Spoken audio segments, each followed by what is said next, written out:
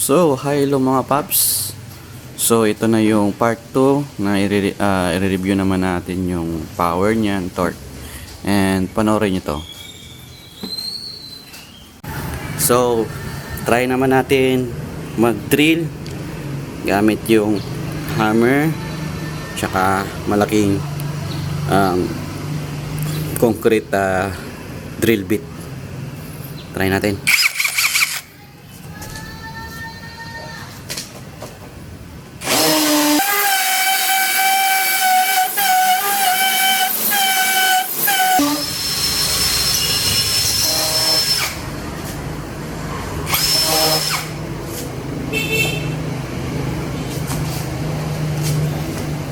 Yan guys. So, nakakabutas siya. Lakas. Ganda.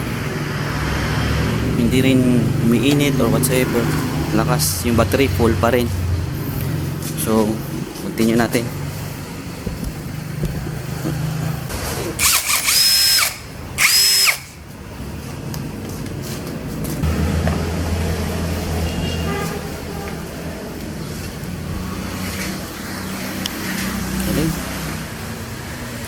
Lakas.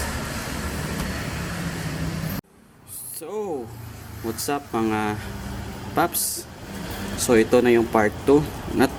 Ito try natin yung cordless impact drill ng Kelat. So, nakapagbutas na po ako, as you can see. Yan po.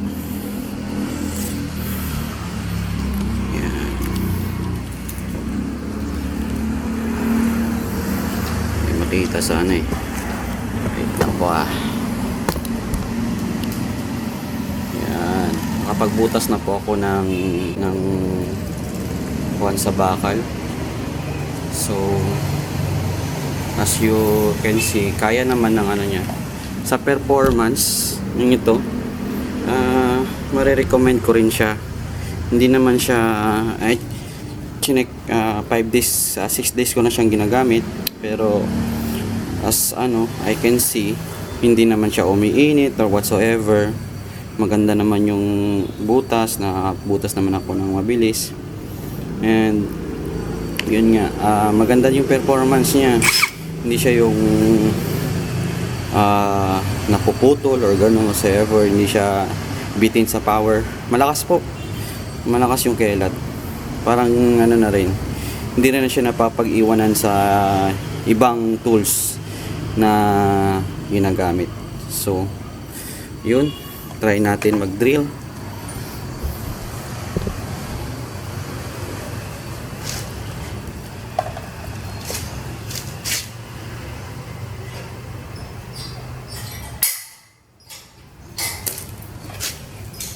See? Ito po.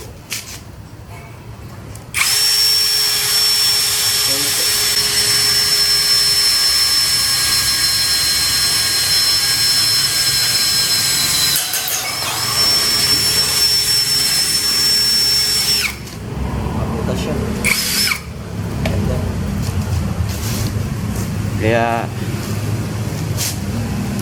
good. Kahit hindi siya sikat na brand, pero sumasabay siya. Maganda performance. Ayos.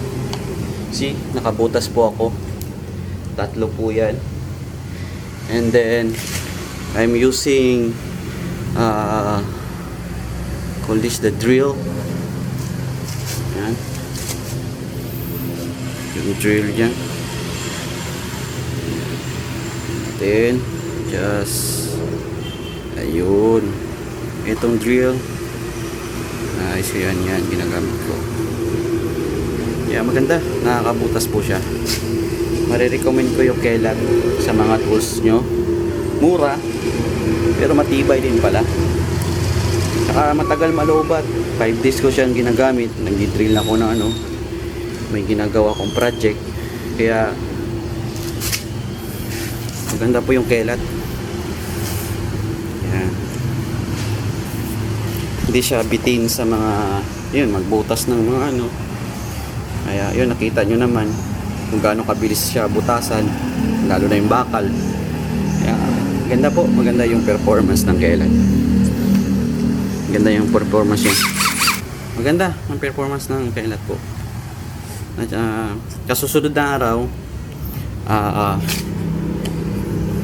mamaya. So, yun lang po.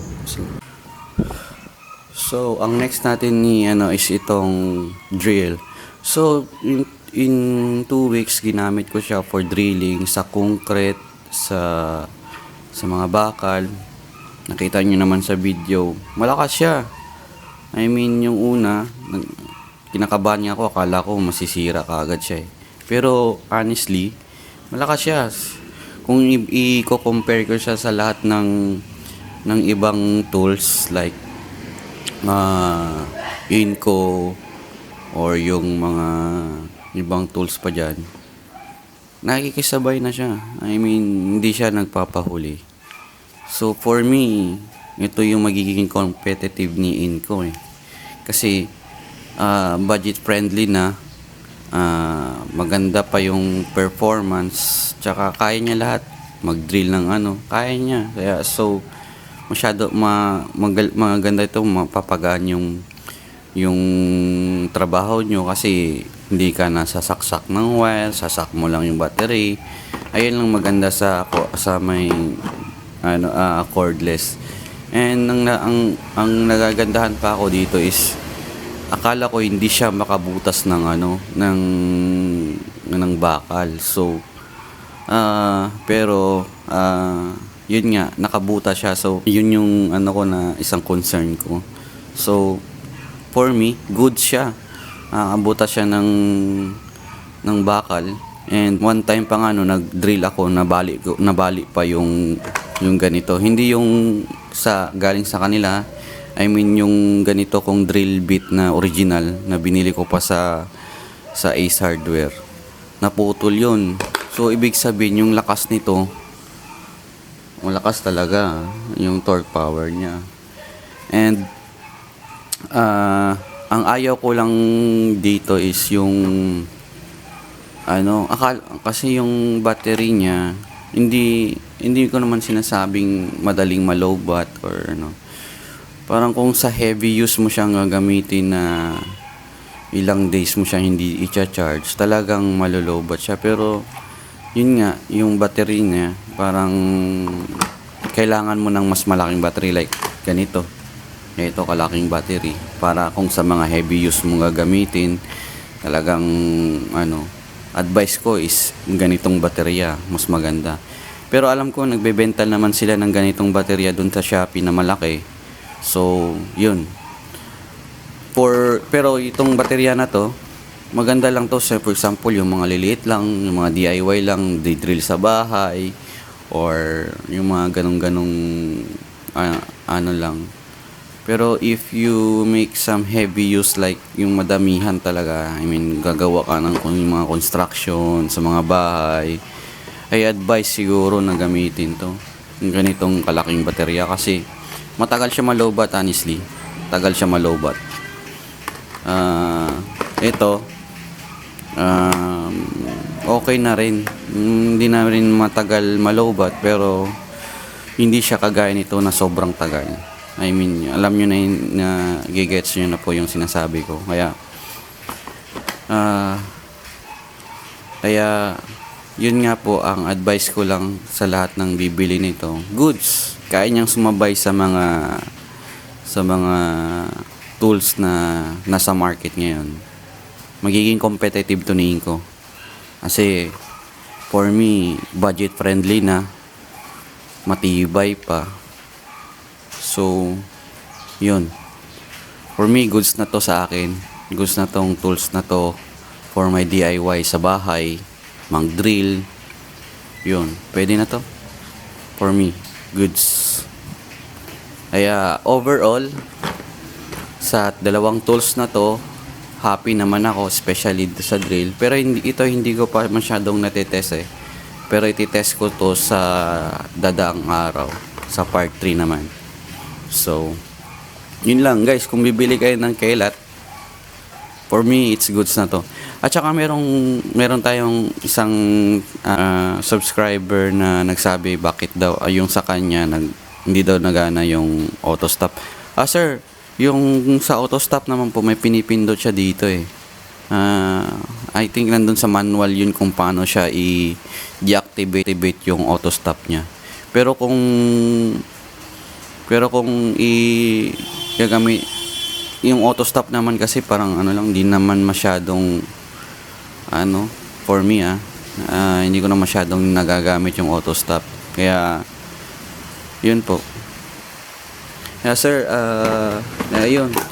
Maraming salamat po sa nag-subscribe, nag-like at nanood ng aking videos. And please subscribe and follow na lang yung ibang DIY gawa natin. So, i-review natin lahat ng tools.